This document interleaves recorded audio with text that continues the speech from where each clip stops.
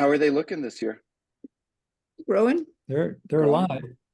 They're alive. There you go. In planter tree tubes.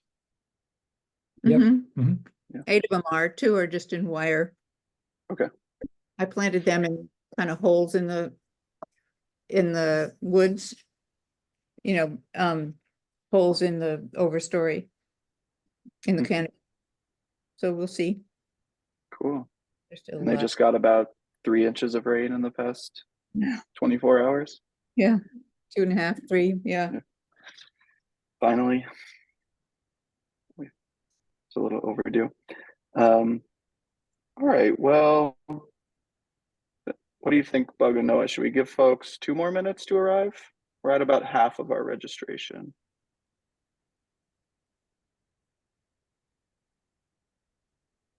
We'll go to 7:37. Would anyone else like to take this rare opportunity to introduce yourself verbally? I'll introduce myself. I also put my name in the chat. My name's Hill. I like chestnut trees a lot. I'm fascinated by what you're doing up there. I see Russell. You've got a picture of looks like a pasture with some trees planted in the. That's fascinating. I'm fascinated by that. I want to learn more about what you're doing. For full disclosure, I'm a sort of an academic. I teach biology at the University of Tennessee at Chattanooga. I've been doing research on chestnuts for, I don't know, 30 years or so. We plant a lot of chestnut trees. Until very recently, I had a project that was where we were testing cultivars. It was a cultivar trial, and as part of that, we did we grazed sheep. I had one of my grad students did a project where he was grazing sheep. The results are good. I think from our experience, cattle are too big. And I don't want to discourage you from trying, but basically we couldn't build a cage big enough to keep the cows from knocking them over, and the sheep, and I think that the weight of the cattle, but the sheep and the chestnuts went really well. The only problem we had was during harvest because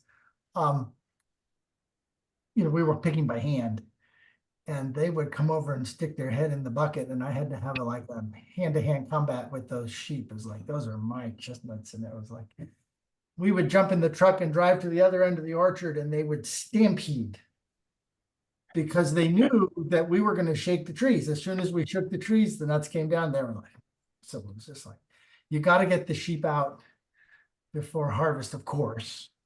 Everybody does that. We were just fooling around at that point. Well, Hill may be selling himself short. From everything I can gather, he might know about as much about chestnuts as anyone in this country. So I appreciate your humility in not saying so. I want to learn more about what you're doing up there in Great. Well, is New York New England? Depends if you want to follow state borders or topography. So what's your area called? The Taconic? What is it? Yes. The Upper Hudson Valley. The Upper Hudson Valley. Okay. Yeah. But a lot of people who live here don't identify with that. It's like it's literally in the foothills of the Taconic Mountains, which are part of the greater Appalachian chain, and also comprise like the mountains of Western Vermont. But a lot of people in Vermont don't even know that and just think that they're called that they're all the greens because that's the color of the state. So the section of New York State east of the Hudson used to be part of Vermont. I've been to Bennington and I saw the monument. So this picture of cattle is about 25 minutes from the monument. So very close to there. Well, I see we've got about half the folks that had registered. So I think let's get started. As a first step, what we are going to do is, and Rebecca, thanks for leading the way. We are going to just ask that folks share a little bit about who they are. We've got names here, but if you just want to say your name, where you're coming from, and kind of what's your context in the broader project of US chestnut production, whether that's at a hobby scale, whether that's one tree in your yard, hoping to plant 10,000 trees, wherever you are in this work. If you could just drop that in the chat so everyone here has some familiarity with each other. And then to your point, Hill, we'll start with an intro on Bread Tree Farms, our business, our organization, what we're up to, and then also specifically this organic market development grant that we are administering by the good graces of the United States Department of Agriculture. So we'll give everyone a couple minutes just to drop that in the chat. And then maybe while people are doing that, Noah and Bug, if you just want to also take an opportunity to introduce yourselves before I introduce all of Bread Tree. We could start with that, and then I'll talk about Bread Tree. I'm Noah. I'm one of the people who's running Bread Tree. I've been doing this this is now the 4th year. My training is as a classical musician, and my professional experience is as a designer and a consultant and a trader and now a farmer. So I'm involved in a lot of the decision making about our agricultural operations and our strategic direction and, you know, communication and sales and fundraising and relationships with everyone that we relate with, and et cetera, et cetera. What about you, Bug? Hi, I'm Bug. I've been volunteering with Bread Tree since 2020, I think, and started working full-time last March. I do a little bit of everything, a lot of outreach stuff. I don't really know what else to say. I love chestnut trees and really excited to be learning all together and growing our community. Yeah. Great. Well, thanks everyone for providing some information about yourselves in the chat. It's good to see so many faces, many of whom I've never seen before in my life, and just getting to know some new folks in this context. I'm Russell Wallach. I started Bread Tree about 6 years ago. We planted our first trees just over 5 years ago, but that was building on a little over half a decade of planting trees for other people.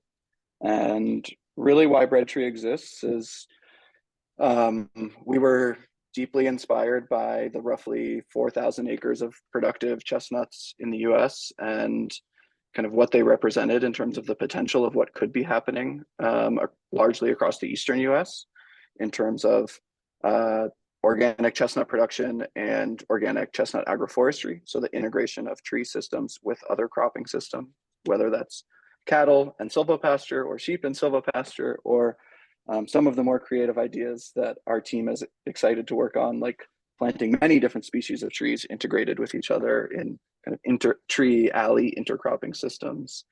And the thing that I saw is that there just weren't that many people doing it beyond kind of a backyard or hobby scale.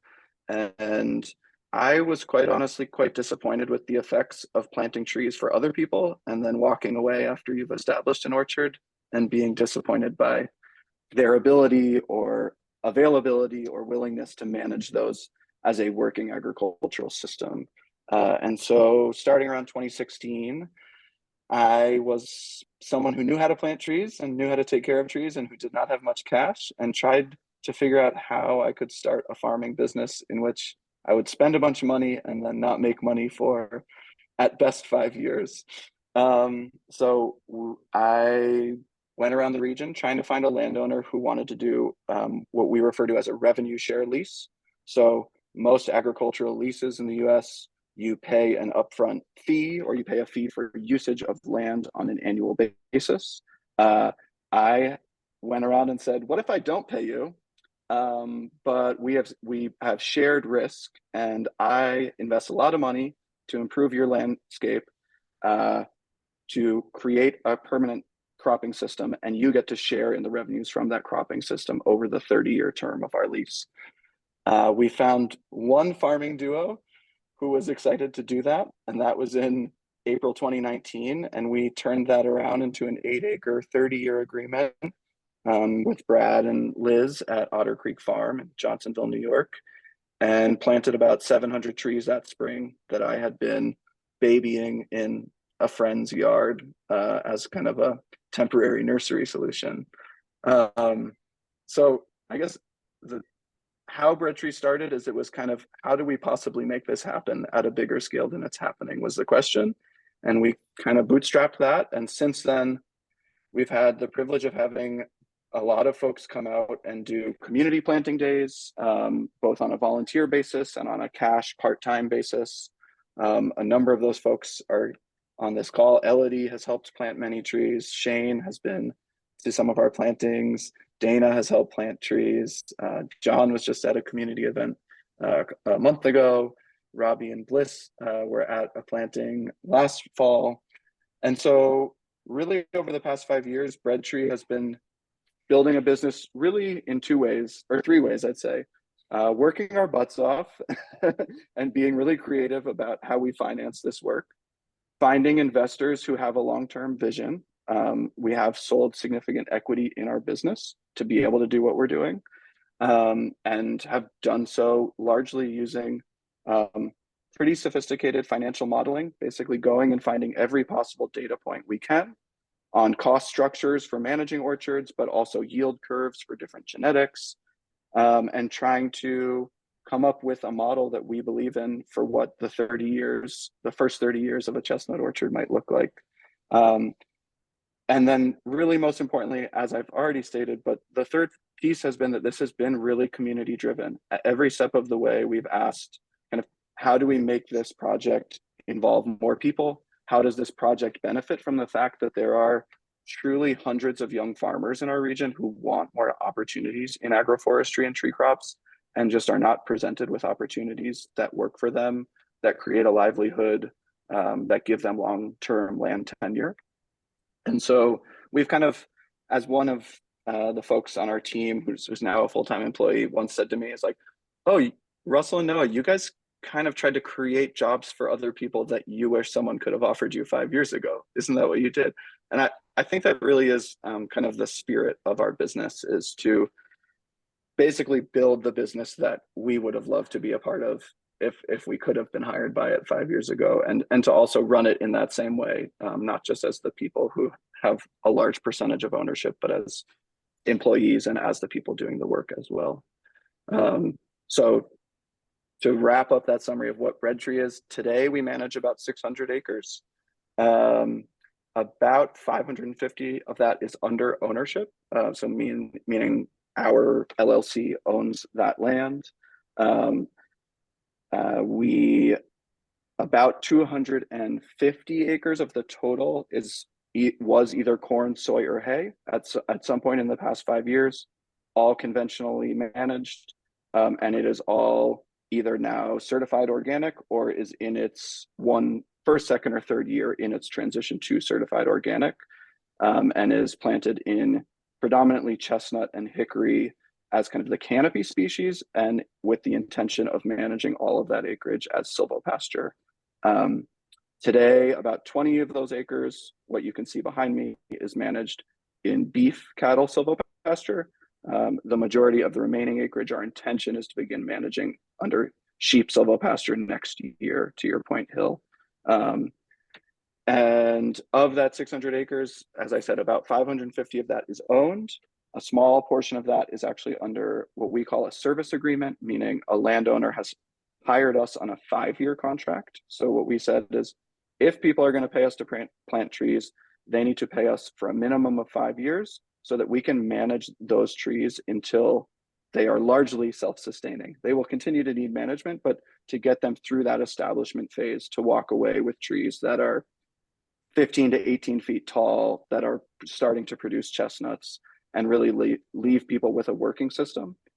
In most cases, the folks we're talking to about those kinds of agreements, their intention is actually to continue renewing that management agreement and to really hire us to manage that land, to offtake those chestnuts and sell those chestnuts for them. And they'll get basically a fixed rate for every chestnut that comes off their land base.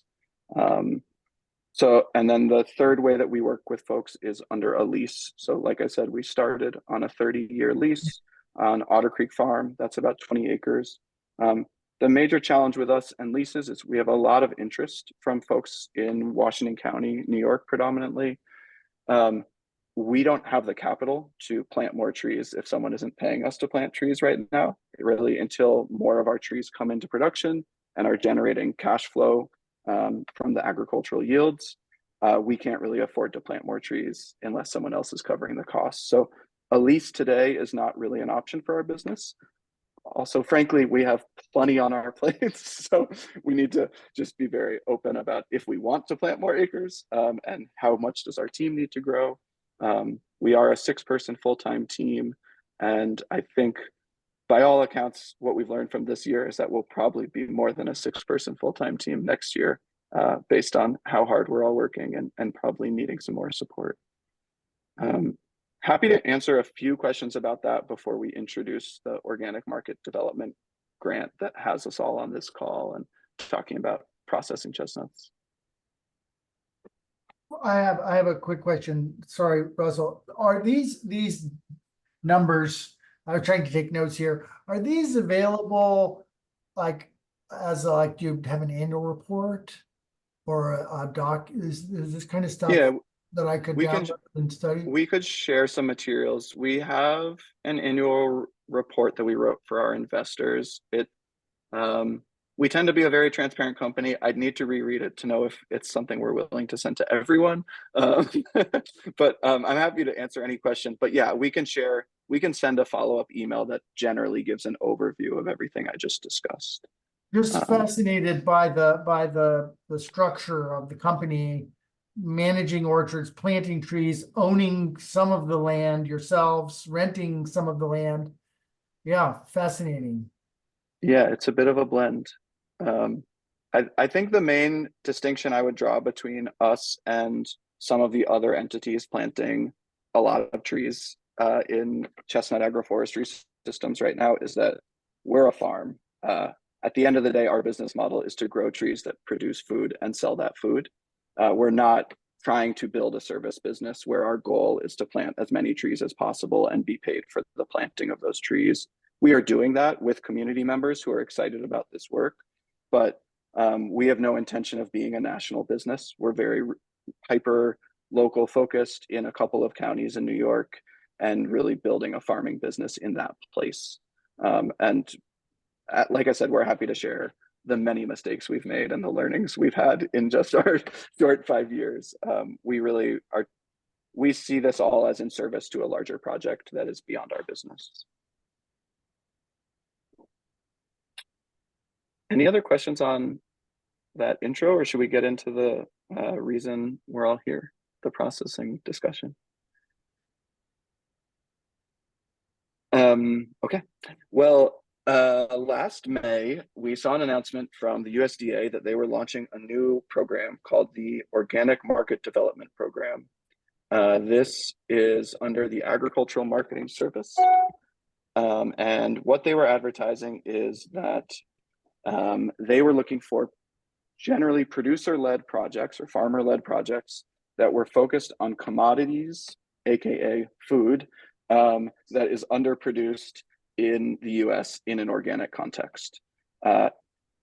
by any measure, chestnuts are underproduced in the US in an organic context. For those of you who don't know, chestnuts, depending on which data set you believe, are produced on about 5,000 acres in the entire US. 5,000 acres, to those of you unfamiliar with what an acre is not a lot of farmland. As a comparison, there's about 80 million acres of corn, 60 million acres of wheat, something like that. Of that 5,000 acres, according to the Savannah Institute, less than 1% of that is certified organic. So by any measure, 50 acres of organic chestnut production is a underproduced organic commodity in USDA parlance. So we thought, hey, even though we don't even have that much of a crop yet, why don't we build a proposal around this funding source where, you know, we look around our region and we see we're not the only ones planting thousands of trees. My rough assessment is our acreage represents about 40% of the planted chestnut trees in the Northeast. So if we expect that someday in the near future, we might be harvesting 500,000 pounds of chestnuts a year in a bumper crop year, it wouldn't be that surprising if 10 years from now, we're seeing something like 1 million pounds of organic chestnuts being produced in the Northeast. And as far as I know, and I've vetted this with some of the larger processors in the US, today I don't believe anyone is doing the full extent of processing that we're intending to do at more than 100 to 200,000 pounds a year. The largest processing facility I'm aware of in terms of throughput is in Michigan, and they're moving about 200,000 pounds a year. But they're doing a pretty minimal version of processing. They're not, for example, doing a hot water bath for weevils yet. They are going to start to introduce that, which is a pretty necessary step in organic production. So we basically looked and said, okay, in the next decade, someone has to build a facility that's 10 times bigger than anything that exists in the US. And the USDA is offering a funding opportunity for something like that. What if we apply for that? And so the pitch we made to the USDA is we can build a processing facility on farm. Our home farm is a former seed potato operation that has about 10,000 square feet of barns. And so our pitch was, why don't we renovate these barns to create not only an organic chestnut processing facility, which pretty much doesn't exist at scale in the US, but a chestnut processing facility that has 10 times the throughput of anything in the US. About 4 months late, we were awarded that grant. So this March, we learned that we were awarded a project that is about $2 million of cash from the USDA, and then we have to match about $800,000 of that, largely in the time we're contributing to this project.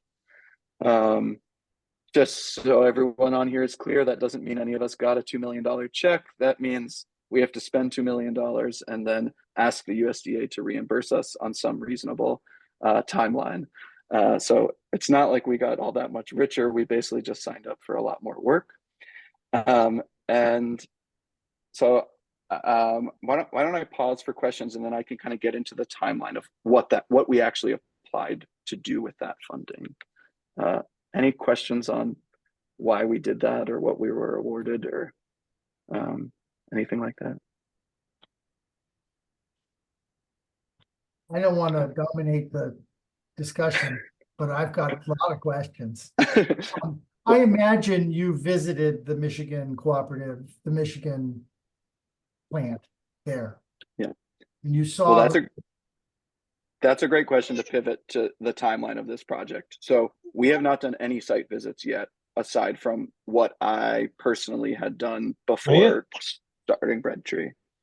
Hey, John, were you gonna ask? Oh no, okay, John's muting. But Hill, to your question, our intention here is to visit a number of domestic processors this fall, hoping to see probably Wintergreen Farm and Route 9 in Ohio, as well as the Michigan Co-op. I'm actually going out on Tuesday to visit Rusty Russell in the Finger Lakes region, who's processing about 15 acres of chestnuts. Hill, if you have ideas about others we should visit, happy to. To start, what we're doing is I've been fielding a number of phone calls not only with chestnut producers, but for example, we've spoken with the largest organic hazelnut processor in the US, large almond processors, and really just hearing out how people in large scale food processing are even thinking about facility design. Because this was a 3-year project. 2024 is largely scoping and feasibility study. So it's having these calls, visiting domestic processors and producers. And then we're actually right now scheduling visits to probably Portugal and Italy, where we've kind of targeted the major equipment manufacturers that we are likely going to source from. The facilities that they have provided equipment to are in Portugal and Italy. And we are more interested as a team in doing fresh chestnuts and dried chestnuts. So for example, we were considering going to South Korea or Japan. The more research we've done, the more we've understood that their processing, for example, in Korea, is more about producing what I would describe as wet products. So things like pre-boiled or pre-roasted nuts that are then vacuum sealed. It's not as much of a product that we're interested in. So we're starting to focus on the feasibility study on other regions where dried products are coming out of those systems. So concurrent with the equipment speccing and learning about other processing facilities, we've also been working with a construction management company to assess the state of our building, what basically reinforcing the existing structure will look like, what steps we might need to take kind of agnostic of the overall facility design, and then also starting to paint a picture of kind of what the broader built project will look like. One of the wonderful specificities of this grant is that it cannot pay for new construction and cannot pay for cold storage. Chestnuts require cold storage, so we are needing to spec not only the specific project of this grant, but also the larger project that actually creates a working system. So we have recently applied for state funding for cold storage. Last year when we applied for this federal funding, we had about 50 co-signers. By the signing, many of you signed on. By the time we just applied for the state funding a couple of weeks ago, we had almost 150 co-signers, largely growers saying we need this facility in order to have chestnut businesses here in the Northeast. So year one, and then we'll pause for some more questions, but year one is really about, and yes, we have been talking to Boema Hill, who are the equipment manufacturers we might work with, also considering are there domestic fabricators we could work with to build custom equipment if that's what it turns out we need. It's also scoping, getting a better sense of how many producers would want to depend on this facility in the future and how many trees or acres might they be growing. Coming up with the architectural design, ideally breaking ground in 2025, potentially even piloting some of the equipment in fall 2025, and then doing kind of like a real run fall 2026. And there will be a series of basically webinars like this, one-on-one producer engagements, either by phone or some in person, informing folks basically about what organic production in chestnuts looks like in order to be compliant with this facility, being a certified organic processing facility. And we'll also be doing some buyer engagement, so attending kind of industry events like the Specialty Foods Association's Fancy Food Show in New York that I just went to in June, Expo West, which is a big natural products conference, and then also more kind of nut specific or regional food events like the NNGA event coming up next week, and some local organic farming events as well. So speccing equipment, developing a facility, actually building that facility, producer engagement and buyer engagement, all while running a farm that also has needs. So we've signed up for quite a lot, but that's the general scope of the next 3 years for us on this side of things. I did see a hand up, Piyush. I hope I'm pronouncing that right. Thank you, Russell. I just wanted to know the difference between organic management, like which parts of chestnut production are harder to do organically? Is it the fertilization or is it the disease management? Yeah, so I can't totally speak to the harder part because I've never managed conventionally.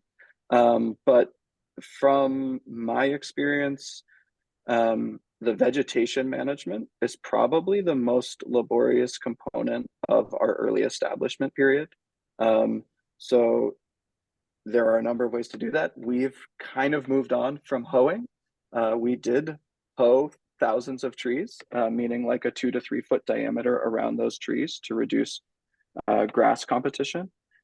We do use untreated wood chips. We're kind of advancing our system beyond what it had been, but in our first plantings, we mulched for the first 4 years. So whereas in most conventional systems, you'll see generally a bare ground strip around the trees at a minimum. In certain East Asian countries, you'll see basically a completely bare ground orchard in some contexts, which is largely accomplished through some combination of mechanical disturbance and chemical disturbance. We would prefer to not be dependent on any form of herbicide in our management system. There are a lot of foliar pests, for example, that there are conventional solutions for. We are so far not leaning into any of those, but like this year we're having a tough year with Japanese beetle. We would have more options if we were managing conventionally of how we would respond to Japanese beetle pressure. But we're also learning a lot about how to be creative. So just this morning, for example, a really important on-site observation that we're having is trees that were planted directly into hay fields, like effectively monocropped understories, are being, I'd say 20 to 25% of first-year trees are defoliated from Japanese beetle. The immediately abutting fields where NOAA designed a 12 species cover that we drilled in to an already 1 year fallow cornfield that had a lot of forbs already growing in it. So, you know, that those fields maybe have 20 species growing in them minimum. There's almost no pest pressure on the trees. As far as I can observe, what we're seeing is that the Japanese beetles have way more forb leaf surface to work with in the diverse pasture, and in the hayfield they have only chestnuts to eat. And so if you have the same population density in those two fields, you've basically subtracted something like 95% of the available forage for those Japanese beetles in one field. And so you lose 20% of your seedlings if you're not spraying. So I think we have learned a lot in the past 5 years that can make organic management easier for other people. We're happy to share that. And that's actually a great segue into kind of where we wanted to start. We were going to move into breakout rooms today in terms of kind of wanting to hear some of the questions and collect some of the questions that people would like us to work with everyone on in these webinars going forward. Before we move into introducing that breakout, Hill, I see you have your hand up. Hill, before I call on you, I was just going to ask, since you have had an opportunity to ask a few questions, if anyone else had questions they want to get to before we move into a breakout room. I'd like to hear a description of how you harvest the nuts. Sure. Yeah. So there are a lot of options. We have the benefit of not needing to harvest 100,000 pounds or 500,000 pounds in year 5. So we'll probably get a couple 100 pounds this year, maybe 300 pounds if we're lucky. What harvest will look like for us is we'll do some by hand. It will all be off the ground, but we'll do some by hand. And then we've also imported a electric bike battery powered push harvester, which maybe Noah, if you want to just drop the link for that into the chat so people can look. When we ordered it, there was no US distributor of this machine, so we dealt with importing it ourselves to be able to trial it. They Will be at the Northern Nut Growers event in New York next week, and I believe as of July we'll have a US distributor, just so it will be more accessible moving forward. This basically looks like, I won't say anyone else's grandmother, but my grandmother's push grocery cart, or like the basket cart she used to push around, with electric powered paddles that are rolling on the ground and pushing the nuts into a bulb crate, like a standard produce crate. That machine can do about 100 pounds an hour. So we sell chestnuts right now, organic, at $12 a pound. So at that rate, it's fairly scalable for that to be a human scale solution. You're talking about an individual harvesting about $1,000 worth of produce an hour. You shake As we the tree? scale, Do you shake the tree? Do the nuts just fall? they will fall on their own. If you want to be more efficient, meaning have to do fewer passes under a tree, you can shake it. I have personally shaken a lot of chestnut trees. There's some dispute within chestnuts. I'd be curious, Hill, to know your experience on this. About, you don't necessarily want to rush the nut off the tree. They will ripen off the tree to some extent, but there is some thought that you're potentially diminishing the flavor of the nut if you basically try and get every burr all at once off the tree before they're ready to be picked. Just like with any fruit, if you pick a partially white strawberry, it'll turn red. It doesn't mean you should always do that. So you can shake them off the tree. You can't use, as far as I can tell, like a pecan harvester and do that kind of really intense shaking, because chestnut bark tends to be quite brittle. And so there's a little too much risk of the amount of damage you can do to the tree. But the other solution is there are vacuum and ground harvesters at kind of a tractor mounted or self-propelled scale that I would expect us to invest in as we get to as we get to tens or hundreds of thousands of pounds of harvesting. I think we will get beyond a human scale. It looks like Noah's dropping some of those mechanized solutions in the chat for those who want to see. Okay. Thanks. Hill, you've had your hand raised for a while, and maybe also have some thoughts on harvesting. Oh, chestnuts. I do have some thoughts. Just beware that the chestnut burrs are dangerous. Shaking the tree from under the tree, you're liable to get hit on the face or the head with a burr. Yes. And it could be more than just trivial damage. It could be a serious injury. I think a little bit of shaking is good. When the nuts are ripe, the burr's open. There may be some interest in selecting varieties that the burr's open and the burr hangs on the tree and the nuts just fall out. Wouldn't that be fun if it was just nuts on the ground and no burrs? Would be fun. The other option is that the burrs fall closed and you can pick those up easily with a mechanical harvester. Then they need to be shucked. So shucking them, you'll need another machine to shuck the nuts out of the burrs, because that's very laborious. The worst case, which is typical, is that half of the nuts fall out and the other half stay in the burr.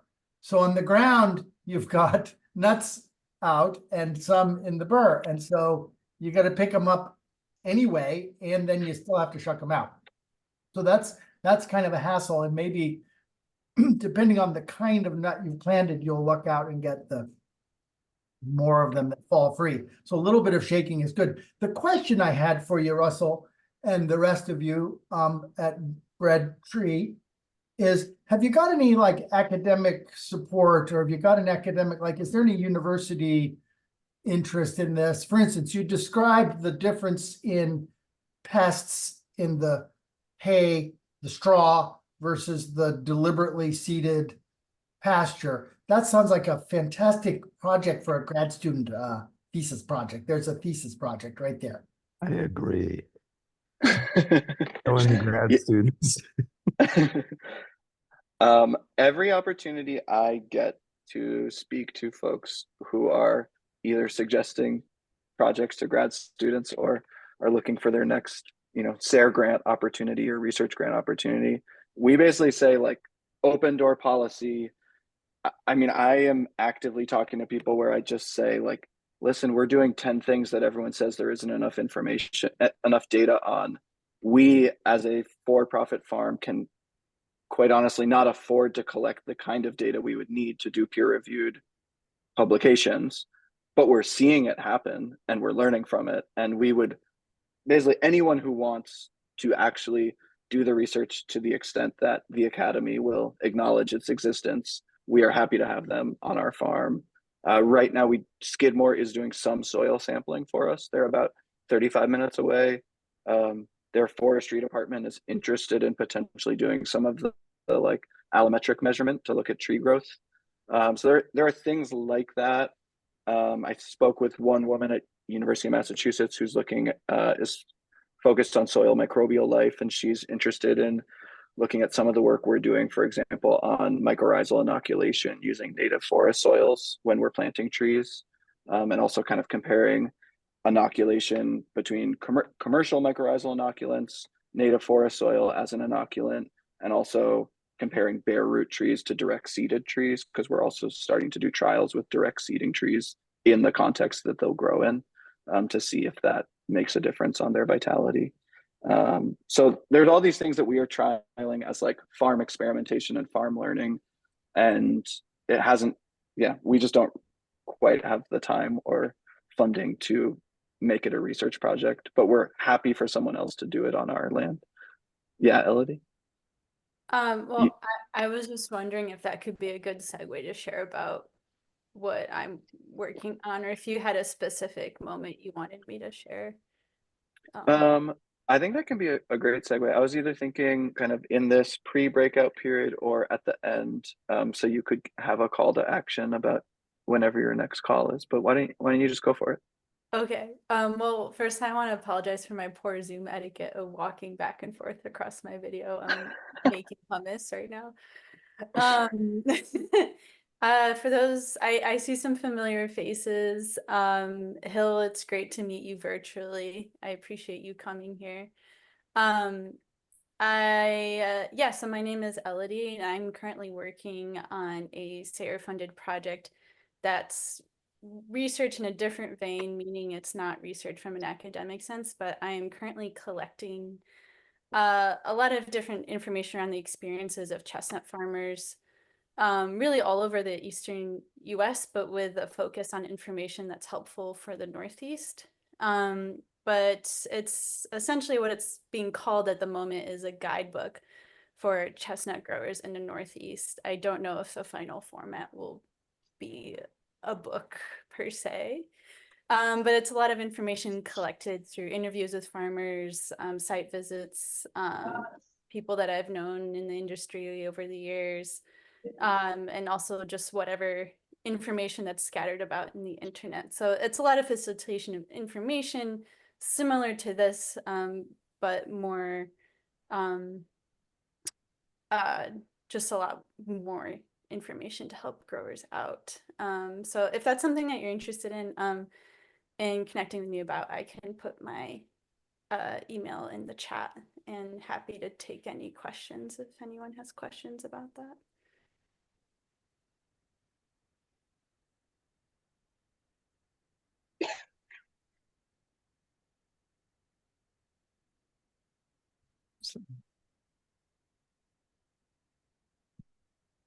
Thanks, Elodie. And I think there will be a lot of information sharing across our two projects. We work very closely with Elodie. Elodie planted many hundreds of trees with us this spring and is a good friend of ours. So I wouldn't see it as like join one or the other. I think being on both of these calls is probably a good step towards continuing the growth of chestnut trees. Can I just jump in for a second, following Elodie? Elodie's also planted a lot of chestnut trees with us. Elodie, what's your timeline for the guidebook? 2 years? Is that the state of the grant? So I'm actually, I'm hoping to, so the official timeline for the project is March 2026, but I'm actually setting a goal for myself to have something released by this coming spring. Cool. And I'm also working on other species as well through this project, not just chestnuts. But chestnuts is a tree crop or agroforestry tree that is of large interest in the area. Thanks. Yeah. Can you explain what a SEER grant is? Oh, yeah. So for those that aren't familiar, Sustainable Agriculture Research and Education. They have there's a nationwide organization, but they have different regional departments. And so there's a Northeast SEER, Mid-Atlantic, South. I'm actually not sure how it's distributed, probably like Midwest, West. So they provide a lot of different grants, some to farmers directly who want to trial different things on their farms, and also different nonprofits and other institutions can also apply as well. I actually, interestingly, I applied as a farmer. So I am doing an educational project as a farmer, which is an interesting place to be in. And the resource itself is called a farmer to farmer resource. So it's really about facilitating the exchange of information from farmers to farmers. Great idea. Thanks for doing that, Elodie. So Bug has set us up with a number of breakout rooms. And for those of you who have never been on a Zoom call that use breakout rooms, all that means is we're going to break up into smaller groups. You'll get a prompt on your screen that suggests you join the breakout room you've been assigned to. I think we're going to allocate 15 minutes for this discussion. And Bug, do you have it easily available to share the question we are going to discuss? Oh, here we go. Yeah. What we wanted to start with in this discussion was about what you want to get from these webinars moving forward. And I will just put that in the chat. And then I think, Bug, you were going to share a Google Doc that people can be taking notes in, or were you going to just have Noah, you and I take notes? We can take shared notes if there's a shared Google Doc there for folks to take notes in. We want, each of us will be in one of the breakout rooms, so we could also do it. Okay, so it's 8:22 now. You'll get a prompt to come back when the rooms are closing, but it'll be about 8:37, and then we'll probably just take a quick bathroom break at that point. When we come back from the breakout rooms, let everyone get up and stretch, and then we'll be together for the last 20 minutes or so of the call. So we're going to talk about what your needs are as a grower, what you're learning, what you'd like to be learning about or discussing as we move forward with these webinars. And we'll see you in breakout rooms in a second. Okay.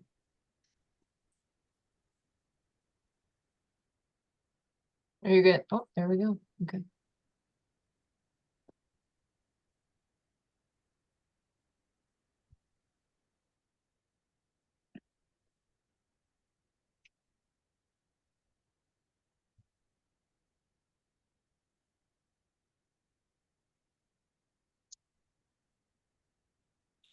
Who has not joined their room? Jay. My prompt disappeared. Okay, let me. How do I? I think I went to hit it and I hit off of it. Like I hit a different part of the screen and I lost it. It said group 3. I wonder if I can. Oh, I can wait. How do I put you into a breakout room? I've never done this before. Maybe I'll move you.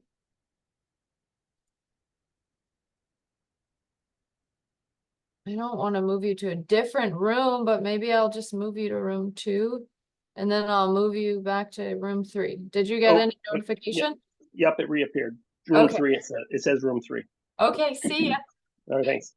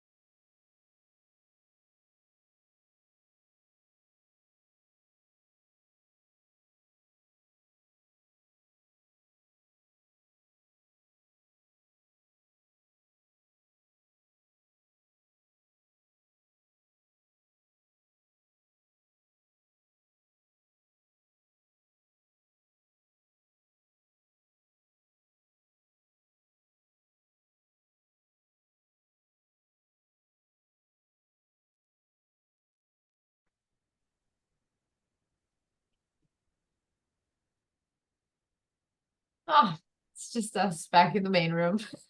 How cozy. I have a question as to how much you've researched sort of old world knowledge of chestnut trees. There's a man who lives in Cambridge part-time who's Italian, who's got some, I mean, he wasn't a grower, but he worked on farms and he he bought up a lot of chestnuts and tried to market them, and he's a great chef. And I'd like to Oh, introduce you to him. oh, And we'd love to meet him.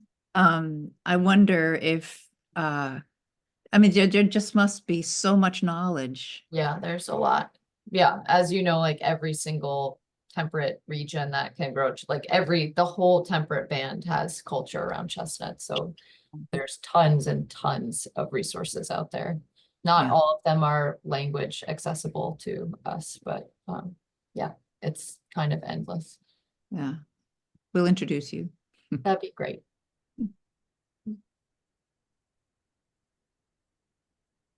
Well, we could have used probably another 15 minutes. I know. As I said to our breakout room, this just a reminder that this is, I think, what'll end up being one of 11 webinars that we will do over the next roughly 36 months. So the goal of today's webinar is not to get everyone's questions answered or even to know what all of the questions are. It's really to start building a community, hopefully having enough content that you all are excited to keep joining calls like this and having discussion. And also for us, we're doing this as a town hall, and then the one in August as a sort of town hall. And then we'll come back to all of you and everyone else on the email list with a proposal basically of what the schedule of the subsequent 8 or 9 webinars will look like based on what we've heard from you all. So thank you for coming with ideas and questions. That's really going to help us design where we go from here. Meryl had a question that also was somewhat redundant to other questions that were asked when we were in the whole group that haven't been answered. So I thought we might just quickly hit on that. And then there was another question that we thought we would just get into as a group discussion before we close out the call. Bug and Noah, anything that came up in your breakout rooms that, or anything I missed earlier that you think is worth calling out? Only broad pattern that I wanted to identify was just that I think like the conversation that we just had was very inclusive of the second question about what people want from the processing facility and supply system. So if that is all, if you two also feel like, or if the other groups also feel like they covered that, that might change the course of how we proceed. But if not, we could just proceed as we can trust the plan. We did not cover that at all in our breakout room. Bug, were you Goldilocks on that, or were you one of the extremes? Wasn't listening. I'm sorry. It's the sound of my voice automatically stimulates. There's people asking for stuff. I'm doing some behind the scenes, okay? Okay. Well, the question Meryl asked, and it was also something Hill had asked, was about the timing of integration of animals in silvopasture systems. So, like anything in life, I think our learning on silvopasture is that it is very much about context and the relationships in place. So the cattle in the image behind me, we are leasing that land from an operation that's doing 100% grass-fed beef. So they are already intensively managing or using adaptive management in their grazing system. And I am adding trees, or I was adding trees. We are now managing trees on their land in their system. So the cattle have been there since day one.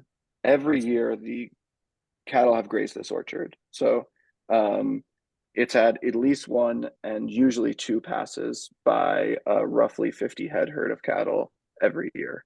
For us, I would say that has worked, and there have been at times downsides. So like right now, it's been a pretty dry past month until the past 24 hours. So the forage value is fairly low. So rather than what we've done historically, which is the cattle paddocks are a single alley. So generally our orchards are planted with 40-foot alleys with 13 feet between trees in row. So a 2,000-foot alley gives you a full, let me make sure I'm doing my math right, like a full 2-acre paddock with the shaded, the oak forest behind me in this image basically serves as a shaded headland where the water always is for the cattle. So in the summer, what it looks like is they walk down the alley, they graze for an hour, hour and a half, they get hot, they head back into the shade of the headlands, have some water. For the most part, they spend most of the day in the shade. They maybe come out once or twice during the peak sun, and then they come back out at dusk and graze. And so in that system, there's an electric line preventing the cattle from spending too much time with the trees because the line is within the alley. This year, with a lower forage value, what the grazers felt like they needed to do was fence that inclusively.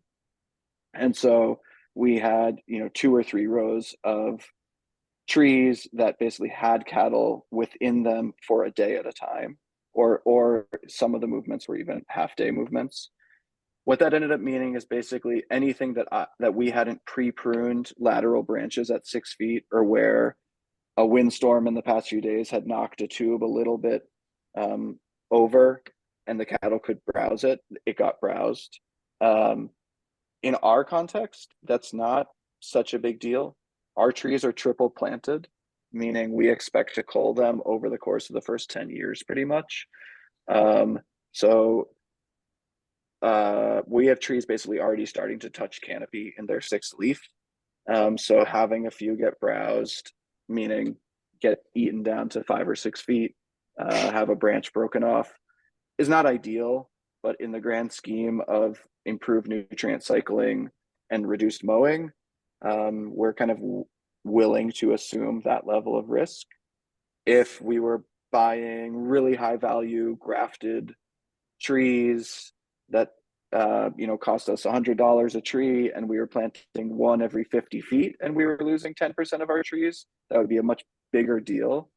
So again, it's about context. And then the reason I say the relationship part is, do we have folks there who are like, we've signed up for a 30-year agreement, we're going to work together and evaluate it every year and make sure this works.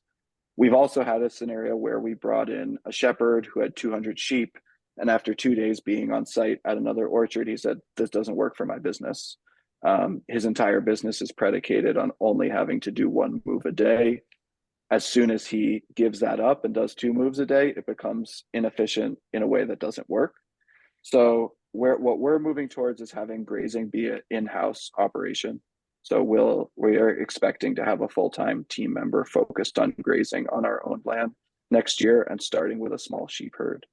But again, it's really about having the right person and the right set of relationships and incentive structures so that you can actually have an iterative design process. I don't think that silvopasture really works if you have one person who cares about trees and one person who cares about animals, and you just throw those 2 systems together and hope for the best. Ross, you mentioned that right now you have extremely dense plantings, but what is the target spacing once it's sort of established? Is it 50 or 20? It'll move towards a 40 by 40 grid. I mean, the spacing will always be imperfect, but it will move towards a 40 by 40 grid, and eventually I would expect more than that. What I've seen is orchards with similar genetics that are 25 to 30 years old. You might see 25 to 30 trees per acre at that age, is generally what I've seen. Hill, I'm curious what you've also seen multi-decade orchards. Is that generally the sense that you have for? These are predominantly Chinese seedlings coming from largely the Ohio growers and Missouri, the University of Missouri stock. So you get all your fruit production is on the tip of the crown. Exactly. So as soon as they touch, the crown moves up. Ideally, they wouldn't be touching ever. Yeah. So, yeah, Shane. No, I just I had one thought on the silvopasture, a cool strategy I'd seen. So let's finish this, but if there's a moment, I'd love to share it.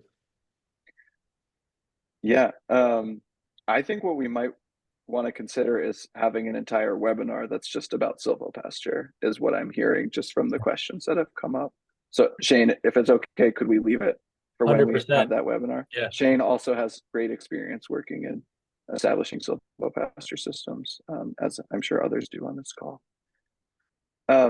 So to Noah's point, the other question we wanted to get into today, and this will be an incomplete discussion, but we want to start putting it out there that there are a lot of different ways that this processing facility could work. So a spectrum, for example, would be everything to, we know some growers who want to process and market and sell their own fresh chestnuts. They might, let's say, be a 50,000 pound grower over the next few years, but they don't really want to invest in drying, shelling, and milling their lower grade or smaller chestnuts. So if they're selling 50,000 pounds of fresh chestnuts that they're kind of vertically integrated with, they might have a 5,000 pound offtake that they want to sell into a processing facility that's making chestnut flour. In that scenario, they probably would only send their lower quality or dry nuts or too small nuts to Bread Tree's processing facility, and we might dry and shell and mill that into a flour. In other scenarios that we're aware of, there are folks who are like, they're a vegetable grower or a fruit grower. Their whole business is selling those crops. They don't want to build chestnut processing infrastructure, but they've planted 100 chestnuts as an overstory to an alley cropping system. For them, they might want to just raise those trees to maturity and even have like Bread Tree employees show up every fall, harvest the chestnuts, transport them to our processing facility, you know, sell some of them fresh, sell some of them dry, and they just get, you know, basically a wholesale offtake rate for whatever they're producing in that system. I think those are like kind of the two extremes, is the least amount of work to the most amount of work by the person who's actually growing those trees. We're of course also growing our own trees and managing them and going to market with chestnuts. For example, Hill, you brought up earlier that deburring chestnuts is a pain in the ass. Some of the equipment we're looking at on site would be based at our processing site and would be deburring equipment. So someone could even just come with a tote that is filled with chestnuts in burr, and we would then deburr them and pay them for the weight of the actual chestnuts, which is like 25% of the overall weight of a chestnut in burr.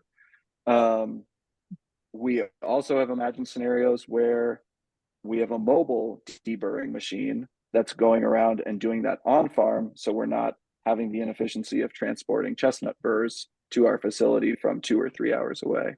So there's a lot of different ways this could all work. We aren't sure which of them we want to offer at this point from the facility, but we really want to learn from everyone else and what their needs are and what makes this work for the region. So again, this is going to be an incomplete conversation, but we'd love any opportunity to hear from folks when they hear there's a processing facility, what are their hopes and dreams about what that might look like?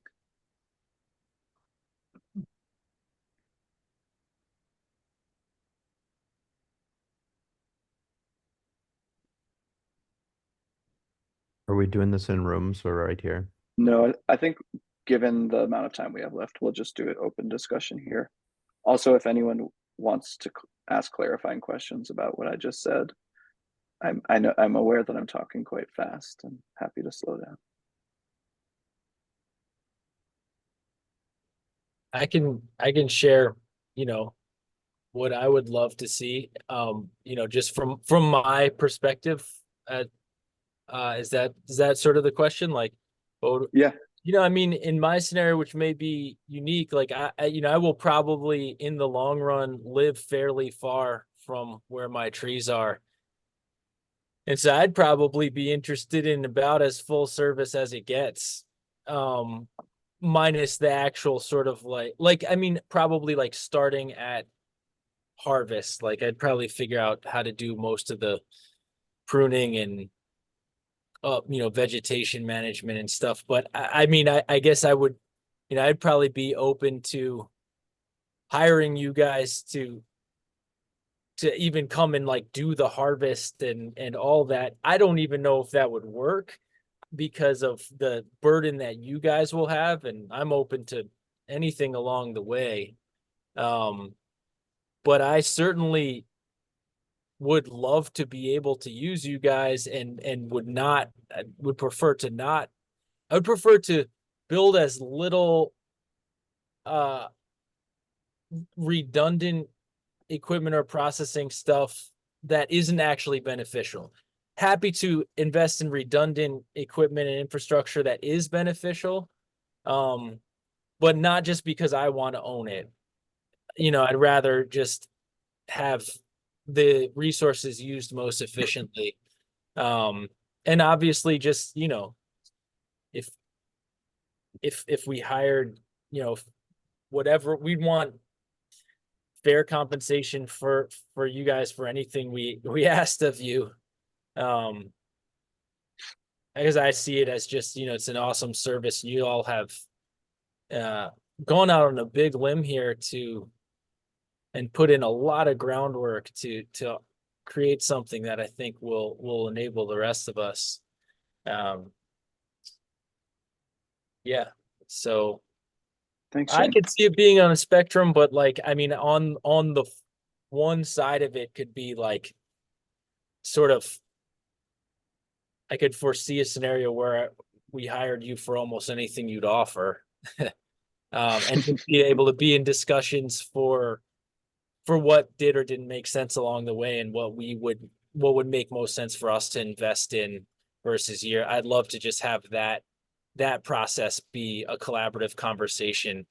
I'm not stuck in one way or the other just because. Yeah. Thanks. I think I would probably say ditto to what the gentleman before me was saying. For me, it's a lot about scale efficiency.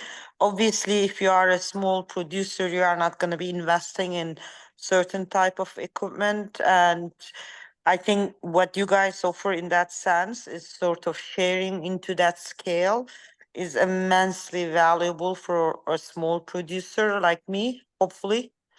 But so I would say, depending on the scale and the production that I ultimately get to, it will depend. It could really be what he was saying, like come and harvest and take it all, versus, okay, I found yet a fresh market where I can get a little bit more value added. Let's debur this and bath it. And, I want this much of my product, but the rest can go into co-op type of thing. Like it will depend. I would say, I think you will be hearing quite similar stories, right? It's really finding the optimum scale in the production and minimizing the cost in the process and the redundancies, obviously. Yeah, that is something we've talked about, the model you kind of spoke to at the end there, that like basically there might be let's call it a grower community buyback price, right? So if everything you sell to the facility, to use total hypotheticals, is $3, we might say to get it through every step cost the facility $2 a pound. And even though we wouldn't sell to wholesalers or retailers at this rate, growers can buy it back at $5 or $5.50 or whatever the number ends up being, and then you can go sell it as a part of your overall farm business. I could see that being a model where it's really effectively what you're doing is renting the facility's throughput for the use of your crop, so that you can still actually be the seller of the crop. We're not opposed to doing that kind of model. I think just to be totally obvious about the status of things here, is like we have to trial all of this and basically see what it costs to run. You know, if we get to something that's doing a 6,000 pound hourly throughput, is that 10 people working for that hour? Is that 5 people working? You know, how often is that breaking? So there's a lot of us figuring it out that will come before we actually have real numbers, but understanding how it fits into other people's businesses is very valuable. Thanks, Meryl.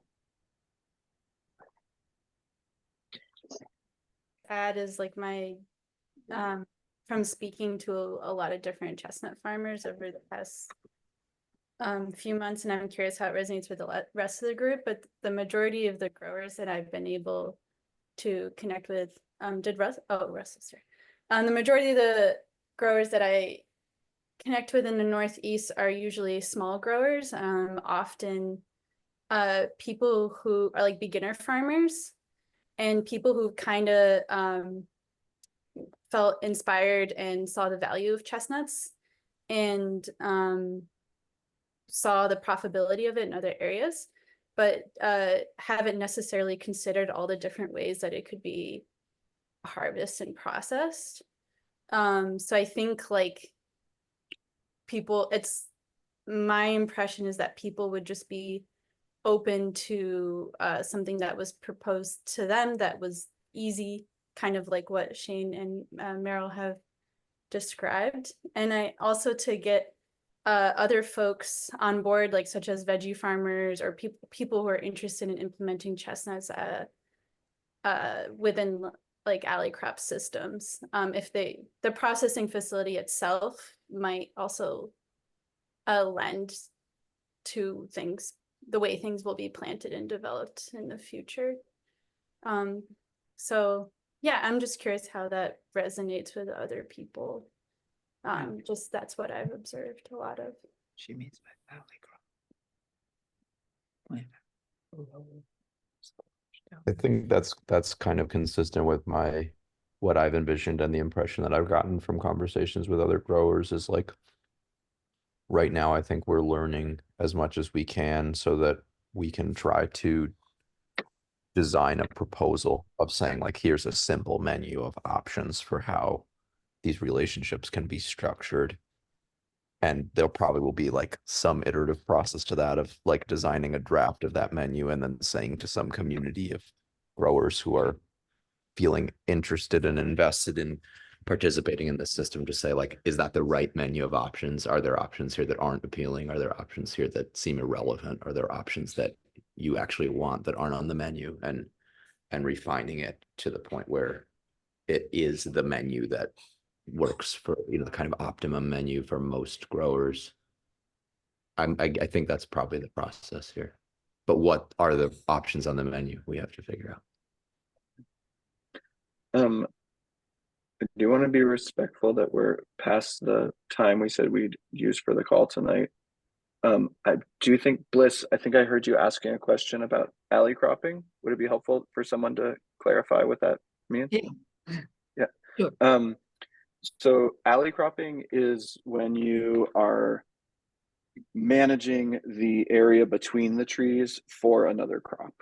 So it's the idea that you can be growing trees and be growing vegetables between them, or doing nursery beds between them, or cut flowers between them, and using that as a way to integrate trees into another agricultural system, just like we're doing silvopasture, where we're integrating trees into pasture systems. Mm-hmm.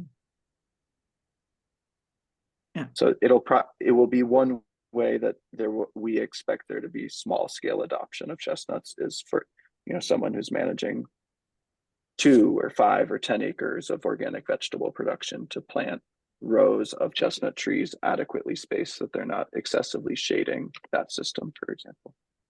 I'm really curious about that shading aspect. I mean, going forward, I mean, that's partly why I wanted to plant, 4 in our community garden and just watch them and see how it works to have a chestnut tree in where you're trying to grow other stuff. They're also like you know, depending on your goals and your relative priorities in the relationships between those different, you know, agricultural systems, like other trees can serve different functions. Like you can be growing a crop tree in, say, a vegetables, you know, production system or a pasture system. You could also be planting trees in a system that was more prioritizing, let's say, meat production as in a grazing system. And in that context, like in a pasture-based grazing system, you might plant trees specifically to produce feed for the animals or to produce a kind of dappled shade that is like less opaque and more promotive of good growth of the herbaceous forage and these kinds of things, you know. This all depends, but chestnuts make real shade. Are there any issues with, you know, similar to black walnuts where they make it inhospitable for other things to grow? Not that we're aware of. Okay. Yeah, just the burrs, as Hill said. Yeah, the I have burrs. I have taken burrs to the scalp, and it is quite painful. The burrs are like surgical X-Acto blade sharp. Really sharp. They are truly like medieval weapons. Yeah. But by the spring, they break down. All right. Well, we're a few minutes over. Really appreciate you all going out on a limb and joining us for this webinar. Really excited about the level of questions we got tonight, and it gives us some good fodder for coming up with the rest of our schedule. Yeah, just really excited to be in this big chestnut project with you all. So thanks for joining. Have a great night. Thank you. Thanks for Thank you doing very that, guys. I appreciate it. Thanks so much, bread tree folks and everyone. Thank you. Thank you.